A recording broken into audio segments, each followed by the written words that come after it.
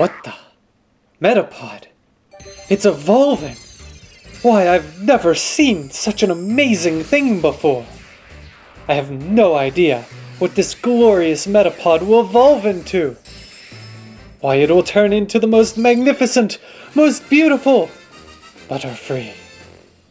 And now, Butterfree, I will set you free, for I shall say, bye-bye, you're going in a PC box. Forever. Ha ha ha. Forever! Oh, hi there, and welcome to part 8 of Pokemon Sun and Moon. Today we are going to go over the Howley Cemetery, and this place isn't very big, so we're going to be flying through this very quickly. Immediately upon entering the route, you can grab yourself a Greatball in front of that lamppost, and there are 4 wild Pokemon that you can find in this area. All of them are new. The first of them is Ghastly, a good old tried and true ghost poison type from 1st gen. Solid Pokemon but requires trade to evolve. There's also Zubat. You should know what a Zubat is by now. It's a surprisingly good Pokemon. I give it an Ultra Ball. There's also Misdreavus here that can only be caught in the nighttime, and Drifloon, which can be caught only in the daytime. They're both pretty decent Pokemon. Not insane, but not bad either, and both of them can be on your Pokemon party. Misdreavus requires a Dusk Stone to evolve into Mismagius, which is an evolution added in 4th gen. Additionally, you can grab yourself the TM100 Confide up above, and it basically lowers a Pokemon's special attack. It's a really mediocre, terrible move, and it only gets a Pokeball from me. You can also pick up yourself a Paralyze Heal over here, and then we can finally kick off a few trainer battles. There are 3 of them throughout this route, starting with a Pokemon breeder who uses a Pikachu. And when I was doing my research for this episode and just trying to make sure I knew everything that I was talking about, I ended up coming across a fun little fact that apparently this trainer is supposed to be a reference to the Pokemon anime, specifically way back in the day when Ash first got his Pikachu, and this person is supposed to reference the voice actor of the original way back when Pikachu voice actor. So I thought that was pretty interesting. Additionally, I sat here for 5 million hours thinking of what to do with the move Amnesia.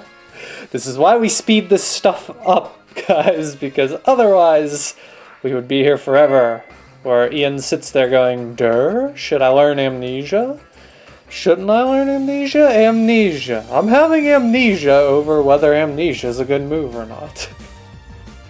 Turns out, Amnesia is actually pretty good on Pokemon that have good special defense stats. If we head over this way, there is another trainer who's going to fight you with a good old Makuhita. His trainer is one of the first that has a full restore on him. And trainers can use they can use items the same way you can. I've noticed in some it seems like as each generation passes, the trainers are more and more willing to use items. So that's just a general observation I had way back in the day in the older generations. It was very rare for trainers outside of the gym battles and rival battles to really see any items used. You can head up to the northwest to grab an item, and also a big mushroom here in the bottom right. And then that takes us to our final trainer battle of this area.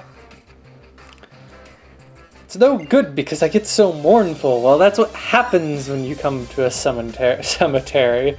You mourn, you feel bad over people and Pokemon that died, because it seems like the cemeteries in Pokemon games are always dedicated to Pokemon and not people, which begs the question, where are all the people buried? Who knows? This is also our first instance of seeing the most fabulous in Alolan Pokemon forms, Diglett. We'll talk more about Diglett's Alolan form in 2 parts when we get the ability to catch it. Additionally, because I was half asleep when I filmed this, I completely forgot to do the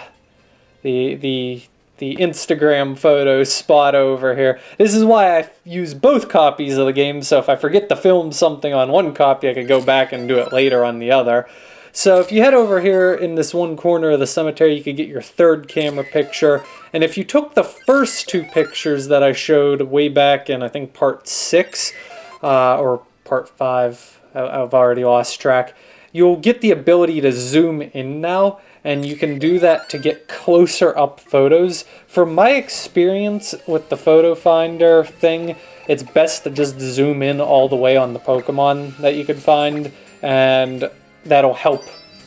If you got 2 good photos in the last 2 photo spots I showed, you should have been able to upgrade your Pokefinder. You can also occasionally take photos of, I think, Ghastly and Drifloon at this photo spot, specifically in the night. If you come in the day, you'll see Pick-a-Peck here. So just keep that in mind. It does seem like there's a lot of things that differentiate between day and night. It makes sense that Pokemon Sun and Moon would do that, considering the games are all about day and night. And that pretty much wraps up the Howley Cemetery. Like I said, small location, it's a nice little side path, and I wanted to take a little bit of time to show it. So next time we'll head back to Route 2 to finish covering it, but we'll do that next time. Have a wonderful rest of your morning, day, or night, and I'll see you all next time.